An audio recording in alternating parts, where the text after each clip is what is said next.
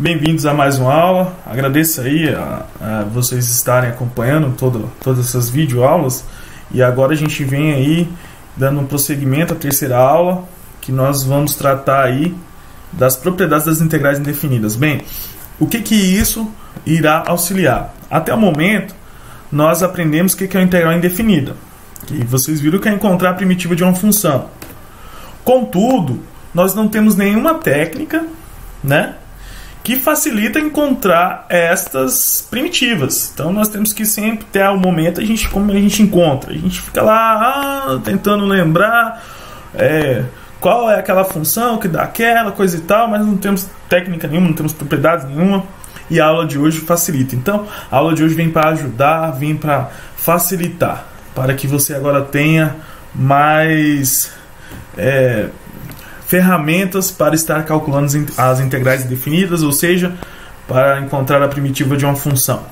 Bom, direto ao assunto, a primeira propriedade que eu trago para vocês é uma regra geral, né?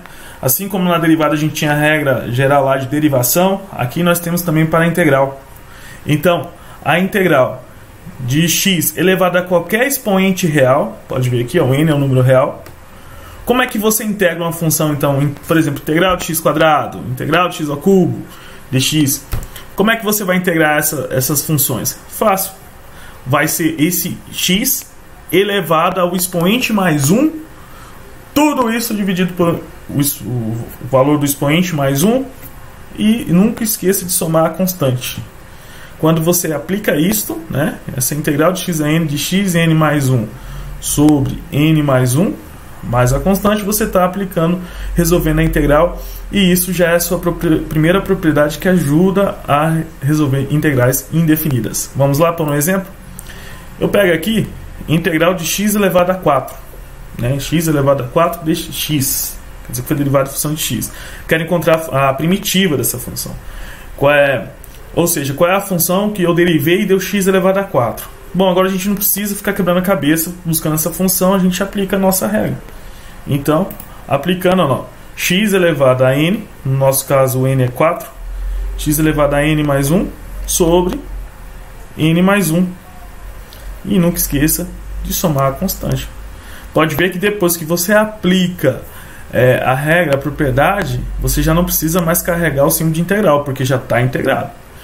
E aí, só resolvendo agora, 4 mais 1 é 5, fica x elevado a 5 sobre 5. E mais a constante. E acabou. Tá? Aí acabamos de achar a primitiva dessa função, acabamos de resolver a integral indefinida. Olha como é fácil. É um exemplo um pouco diferente, mas usando a mesma propriedade, está aqui, que é a integral de 1 sobre x ao cubo.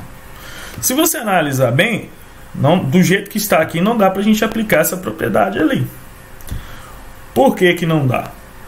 Porque aqui nós temos essa propriedade para x elevado a um expoente, ou seja, esse x elevado a um expoente, toda a base aqui, toda essa potência, ela está no numerador.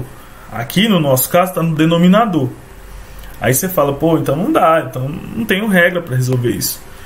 Contudo, quando você vai lá para as propriedades de potências, você sabe que você pode inverter a base. Como que você inverte a base? Você muda o sinal do expoente. Então, 1 sobre x ao cubo é a mesma coisa que 1 sobre x, tudo isso elevado ao cubo. Quando você inverte, fica x sobre 1 elevado ao cubo, que é a mesma coisa. Quando inverte, lembrando que o expoente muda o sinal, né? Então, se a gente está invertendo, vai ficar x sobre 1 elevado a menos 3. Olha lá. Então essa é uma propriedade que nós tínhamos lá de potência. Você inverte a base, o sinal do expoente altera, fica negativo. E se tivesse negativo, ficaria positivo. Pronto, agora eu posso aplicar a regra geral. Eu tenho x elevado a um expoente real. Aplicando, então como que fica? X elevado a menos 3 mais 1 sobre menos 3 mais 1 mais uma constante. Pode ver que como agora eu integrei, já apliquei a propriedade de integração, eu não preciso carregar o símbolo de integral. Aqui eu não apliquei nenhuma propriedade para integrar. Aqui eu só arrumei ela para que eu pudesse integrar aqui no terceiro tema aqui da igualdade. Bem, agora é só a gente finalizar.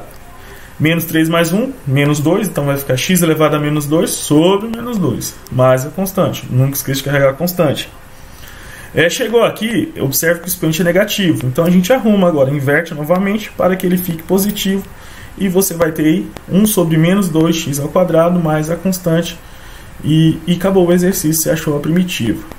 Observe bem que quando eu inverti aqui, o menos 2 fica, tá, gente? Porque aqui é como se fosse x elevado a menos 2 sobre 1, tá bom?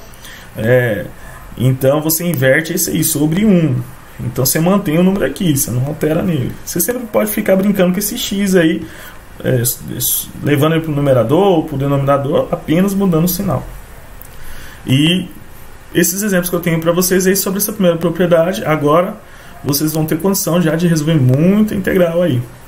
Segundo exemplo. Agora, o que muda? Eu tenho uma constante multiplicando a função.